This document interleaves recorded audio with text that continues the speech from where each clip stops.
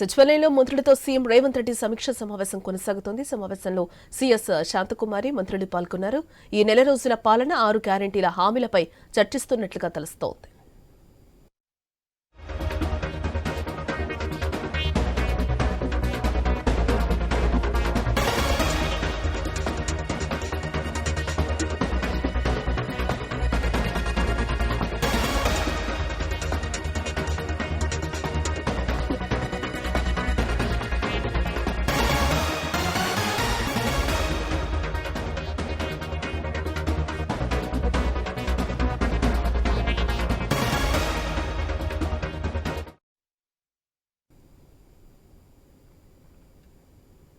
సచివాలయంలో మంత్రులతో సీఎం రేవంత్ రెడ్డి సమీక్ష సమావేశం అయితే కొనసాగుతోంది. సమావేశంలో సీఎస్ శాంతకుమారి మంత్రులు పాల్గొన్నారు. 2 రోజుల పాలన 6 గ్యారెంటీ హామీలపై చర్చిస్తున్నట్లుగా తెలుస్తోంది. ఇక ఇదే అంశానికి సంబంధించిన మరింత సమాచారం మా స్పెషల్ కరెస్పాండెంట్ సునీల్ లైవ్ ద్వారా అందిస్తారు. సునీల్, సచివాలయంలో మంత్రులతో అయితే ప్రత్యేక సమావేశం ఏర్పాటు చేసినట్లుగా తెలుస్తోంది సీఎం రేవంత్ రెడ్డి. దీనికి సంబంధించిన పూర్తి డీటెయిల్స్. కాంగ్రెస్ పార్టీ ప్రభుత్వం ఏర్పడి నెల రోజులు కావస్తుంది. ఈ నెల రోజులలో ఇప్పటికే ప్రజాపాలనకు సంబంధించి కార్యక్రమాన్ని పెద్ద ఎత్తున చేపట్టింది. గ్రామ పంచాయతీ నుంచి మొదలుకొని మున్సిపాలిటీలలో ప్రతి వార్డులో కూడా ఈ కార్యక్రమాన్ని చేపట్టింది. ప్రజల నుంచి 6 గ్యారెంటీలకు సంబంధించి దరఖాస్తులు స్వీకరించారు. దాదాపుగా 1,20,25,000 పైగా దరఖాస్తులు వచ్చాయి. దాంట్లో ఎక్కువగా 6 గ్యారెంటీలకు సంబంధించి దరఖాస్తులు వచ్చాయి. ఈరోజు వాటికి సంబంధించి సీఎం సమీక్ష చేయబోతున్నారు. ఇప్పటికే ఉమ్మడి 10 జిల్లాలకు సంబంధించి ప్రత్యేకంగా సీనియర్ ఐఏఎస్ ఆఫీసర్లను నోడల్ ఆఫీసర్గా నియమించారు. జీహెచ్ఎంసీ పరిధిలోని 5 జోనల్ కమిషనరేట్లకు సంబంధించి కూడా 5గురిని స్పెషల్ ఆఫీసర్లు నియమించారు. వాళ్ళందరూ కూడా ఈరోజు సమావేశంలో పార్టిసిపేట్ చేశారు. వాళ్ళతో పాటు అందుబాటులో ఉన్న మంత్రులు డిప్యూటీ సీఎం పొన్నం ప్రభాకర్, అదేవిధంగా దామోదర నరసింహ, మరికొంతమంది మంత్రులు కూడా ఈరోజు ఈ సమావేశంలో పార్టిసిపేట్ చేశారు. ఈ ప్రజాపాలనకు సంబంధించి ఒక వెబ్సైట్ను కూడా సీఎం ప్రారంభించారు. ఆ వెబ్సైట్లో ప్రతి దరఖాస్తుని కూడా అప్లోడ్ చేసే విధంగా ఇప్పటికే సీఎం కలెక్టర్లకు ఆదేశాలు ఇచ్చారు. 17వ తేదీ వరకు ఆ దరఖాస్తులన్నింటినీ కూడా వెబ్సైట్లో పొందుపరచాలని చెప్పేసి సీఎస్ నుంచి కూడా కలెక్టర్లకు ఆదేశాలు వెళ్ళడంతో ఇప్పుడు జిల్లాలో యంత్రాంగం అంతా కూడా దరఖాస్తులు అప్లోడ్ చేసే పనిలో ఉన్నారని చెప్పాలి. ఇంకా ఆ దరఖాస్తులు వచ్చాయి, కానీ మరి వాటి తర్వాత నెక్స్ట్ స్టెప్ ఏంటి అన్నది ఈరోజు సమావేశంలో ప్రధాన ఎజెండాగా ఉంది అని చెప్పేసి చెప్పుకోవాలి. ప్రభుత్వం కూడా 6 గ్యారెంటీలను 100 రోజుల్లోనే అమలు చేస్తామని చెప్తుంది.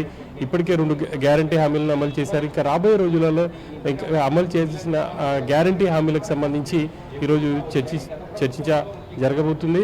ఇక రాబోయే కొద్ది రోజుల్లోనే ఇటు పార్లమెంట్ ఎన్నికలు ఉన్నాయి కాబట్టి పార్లమెంట్ ఎన్నికలకు ముందే కొన్ని గ్యారెంటీ హామీలను అమలు చేయాలని చెప్పేసి ప్రభుత్వం ఆలోచనగా ఉంది. అందులో భాగంగానే వీటిని ముందుగా అమలు చేస్తే బాగుంటుంది అనేది కూడా ఈరోజు సమావేశంలో చర్చకు వచ్చే ఛాన్స్ అయితే ఎక్కువ కనిపిస్తూ ఉంది. 500 రూపాయలకు గ్యాస్ సిలిండర్కి సంబంధించి అయితే ప్రారంభించే అవకాశాలన్నట్టుగా చర్చ అయితే జరుగుతుంది. మరి ప్రభుత్వం దేనిపై దృష్టి సారించి మరి నెక్స్ట్ గ్యారెంటీని అమలు చేస్తుంది అనేది చూడాలి. ఇప్పటికే ప్రభుత్వం వర్గాలు మాత్రం స్పష్టంగా చెప్తున్నాయి. 100 రోజుల్లోనే 6 గ్యారెంటీలను అమలు చేస్తామని చెప్పేసి చెప్తున్నారు. కాబట్టి వాటన్నిటికి సంబంధించి సీరియస్గా అయితే డిస్కషన్ నడుస్తుందని చెప్పేసి చెప్పుకోవాలి. ఇక ఈ ప్రజాపాలనలో వచ్చిన దరఖాస్తులకు సంబంధించి ఎక్కువగా ఇందిరమ్మ ఇల్లు, అదేవిధంగా రేషన్ కార్డులకు సంబంధించి వచ్చినాయి కాబట్టి వాటిని త్వరితగతిన ఎవరైతే దరఖాస్తు పెట్టుకున్నారో వాళ్ళ స్టేటస్ ఏంది తెలుసుకునే విధంగా కూడా వెబ్సైట్ రూపొందించారు. ఆ వెబ్సైట్లో ప్రతి ఒక్కరు వెళ్ళి వాళ్ళ డీటెయిల్స్ ఎంటర్ చేస్తే ఖచ్చితంగా ఆ స్టేటస్ ఏంటి అనేది కూడా రాబోయే రోజుల్లో తెలుసుకునే అవకాశం ఉంటుంది.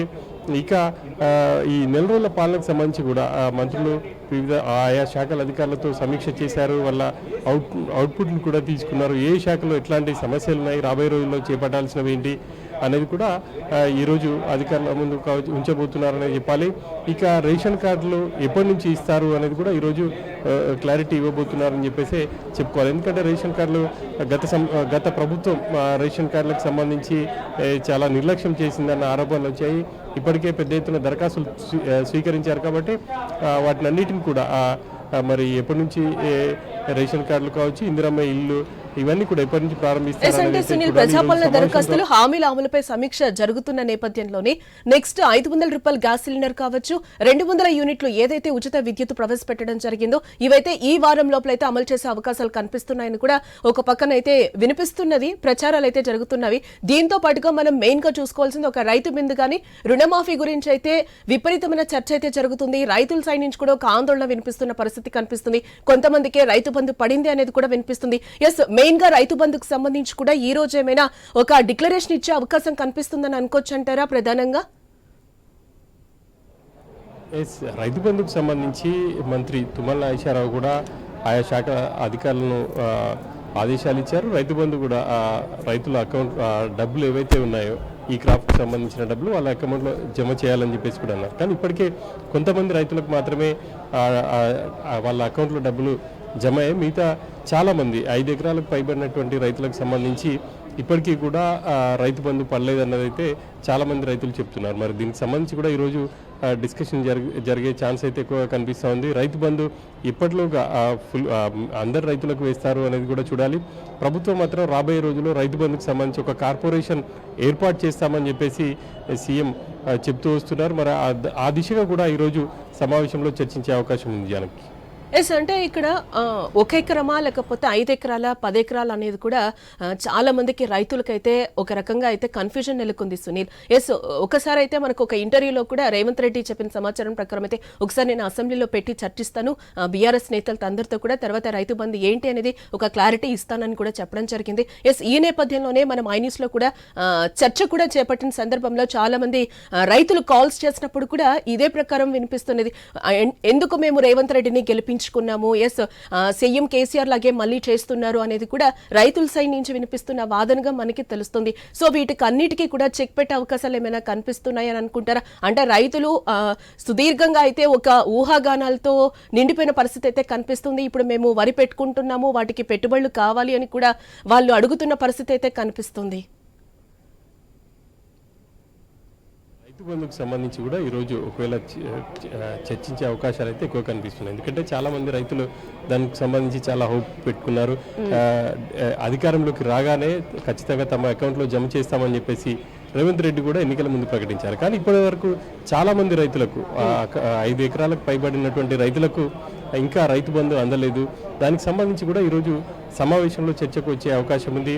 దానికి సంబంధించి కూడా ప్రభుత్వం గతంలో మాదిరిగానే ఈ సీజన్కు మాత్రం వ్యవహరించే అవకాశాలు ఉన్నాయి. ఆ తర్వాత అసెంబ్లీ సమావేశాలలో దానికి రైతు బంధుపై పూర్తి స్థాయిలో విపక్షాలు అన్ని పార్టీలతో చర్చించిన తర్వాత దానికి సంబంధించి టారిఫ్ ఏమైనా పెడతారనేది చూడాలి. ప్రస్తుతం మాత్రం గతంలో ఎంతమంది రైతులకు ఇచ్చారు దాన్నే ఈసారి కూడా రైతు బంధు అమలు చేయబోతున్నారని చెప్పేసి మనం స్పష్టంగా చెప్పుకోవచ్చు. కాకపోతే ఇప్పటి కొంతమందికి పడినాయి కాబట్టి ఎక్కువ మంది రైతులకు ఇంకా రావాల్సి ఉంది. వాటిని ఈ వారంలోపు కూడా వాళ్ళ అకౌంట్లో జమ చేసే అవకాశాలు అయితే కనిపిస్తున్నాయి. రాబోయే రోజుల్లో మాత్రం దీనికి సంబంధించి అయితే ఇటు అసెంబ్లీలో చర్చించిన తర్వాత ఒక నిర్ణయం తీసుకునే అవకాశం ఉంటుంది. ఇక అదేవిధంగా రైతు రుణమాఫీకి సంబంధించి మరి ప్రభుత్వం ఎటువంటి ఆలోచన చేస్తుంది అనేది అయితే చూడాలి. ఎందుకంటే ఈ 2 లక్షల వరకు కూడా రుణమాఫీ చేస్తామని చెప్పేసి ఎన్నికల ముందు ప్రభుత్వం ఇటు రేవంత్ రెడ్డి ప్రకటించారు. అదేవిధంగా చాలా మంది కాంగ్రెస్ నేతలు కూడా ఇదే విషయాన్ని చెప్తూ వస్తున్నారు. గత ప్రభుత్వం లక్ష రూపాయలు రుణమాఫీ చేస్తామని చెప్పి దాన్ని 4 దఫాలుగా చేసింది. రైతులకు వాళ్ళు వడ్డీ పెరిగిపోయి ఇంకా చాలా మంది బ్యాంకులో అప్పు మిగిలే ఉంది.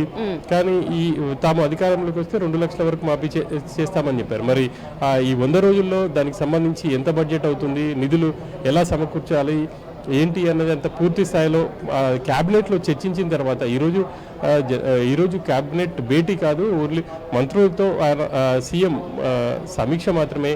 క్యాబినెట్లో చర్చించిన తర్వాత దానికి ఎక్కడి నుంచి నిధులు తీసుకురావాలి, ఎంతమంది రైతులు ఇవ్వాల్సి ఉంది, 2 లక్షల లోపు ఎంతమంది రైతులు వస్తారు, ఒకవేళ 2 లక్షల లోపు కంటే 2 లక్షల కంటే ఎక్కువ మంది ఉన్న రైతులకు ఏం చేయగలుగుతారు, ఇవన్నీ కూడా క్యాబినెట్ మీటింగ్లో డిస్కస్ చేసి దానికి సంబంధించి ఒక క్లారిటీ ఇచ్చే అవకాశం ఉంది.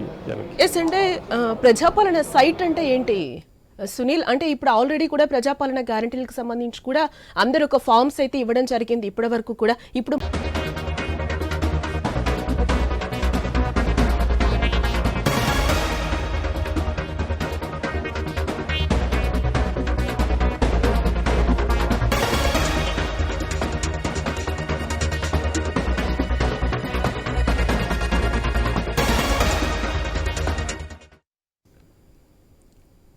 సచివాలయంలో మంత్రులతో సీఎం రేవంత్ రెడ్డి సమీక్ష సమావేశం కొనసాగుతోంది. సమావేశంలో సీఎస్ శాంతకుమారి మంత్రులు పాల్గొన్నారు. ఈ నెల రోజుల పాలన 6 గ్యారెంటీల హామీలపై చర్చిస్తున్నట్లుగా తెలుస్తోంది.